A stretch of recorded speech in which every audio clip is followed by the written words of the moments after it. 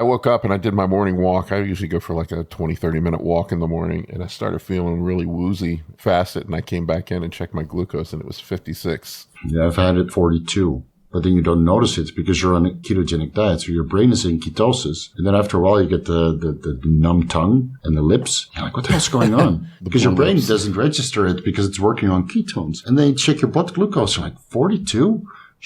And then you just have a protein shake because that converts into glucose also. Because you don't want to kick yourself out of ketosis. Yeah, it's scary sometimes. That was also on long-acting insulin. So it's stupid experiments.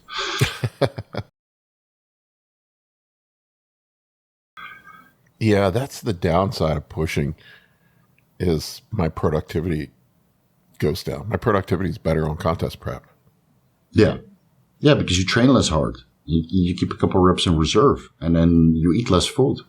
Okay, you take more drugs, but most of the steroids are stimulating, so it helps with productivity. Yeah, the stimulants help too. Yeah, you're on clenbuterol and ephedrine at the same time. Yeah, I don't, the ephedrine, just some days I take it, some days I don't. It just depends, man. Like the clenbuterol doesn't seem to negatively affect my sleep like the ephedrine does. The ephedrine really will screw up my sleep. Yeah, you can take that maybe once a day. But the clenbuterol, you can do like 20 microgram servings throughout the day and not affect sleep. Yeah, the clenbuterol doesn't seem to, I'm at 100 right now on clenbuterol. Mm-hmm. Usually I go up to 80, but I'm at 100, and then usually what I'll do is on my high day, which is today, unlimited high day, yay. Yay. I'm trying to eat as many carbs as I possibly can. Yeah. Take a bunch Thanks for squeezing it in between the meals, the podcast. I was eating my toast with jam before I talked to you. There you go. Nice. But yeah, what I'll do is kind of my thing, and I'll see it in my sleep patterns now that I've been tracking my sleep. I'll take off all of the fat burners, including the clenbuterol on the high day. Yeah, you have to. Otherwise, you're just wasting it on heartbeats. Yeah, I just assume you're not burning any fat anyway. And then true. But your heart rate also goes sky high. It might even be better to take a beta blocker on your high day so you don't need to eat so much, so you don't distend your stomach. Possibly, but do that not after this prep. Don't fuck with that right now. But it's an idea that I've had for a long time. Just take a beta blocker on your high day. Yeah. Yeah. So what I'll do that, and then I'll see it. My sleep goes back up. I'll get 9 hours of sleep after the high day, and then each consecutive day, as I ratchet down, the sleep gets worse. And the day before my high day, it's usually like 5 hours, and then it resets. And I can see it too, like heart rate variability changes too as well. Yeah, it's true. Yeah, and it's all the stimulants and lack of carbs. And when I say lack of carbs, you're still having, 250 on your low day? 200. Shit. It's more than I have on my high day. I was going hypo. I can imagine. 3 grams of gear. On 200... With no insulin, man. I woke up the other morning on my low day. I'll do a little extra cardio on my low day. I don't know. It's probably nonsensical, but I'll try to get some extra walks and stuff in. But I woke up and I did my morning walk. I usually go for like a 20, 30-minute walk in the morning, and I started feeling really woozy after the walk, fasted, and I came back in and checked my glucose, and it was 56. Yeah. Yeah, I've had it 42, but then you don't notice it because you're on a ketogenic diet, so your brain is in ketosis, and then after a while you get the numb tongue and the lips. You're like, what the hell's going on? Because your brain doesn't register it because it's working on ketones, and then you check your blood glucose. You're like, 42? Shit! And then you just have a protein shake because that converts into glucose also.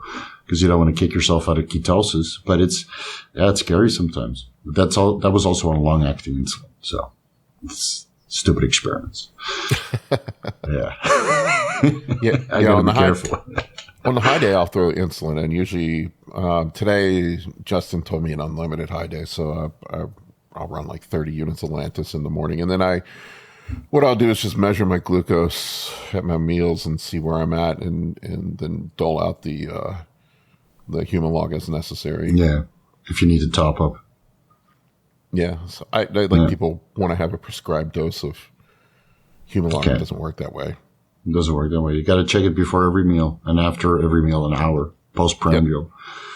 Yeah, and that's sort of the difference between the guys that are achieving and the guys that are just trying to, point fingers. It's like, I must be on more insulin. So, no, we're checking everything all the time. It's annoying, but this is how it works. I was doing the same thing during my off seasons. Check blood glucose in between every meal, just to make sure everything is going in the right direction. Yeah, I was playing around with a continuous glucose monitor this off season. Mm-hmm.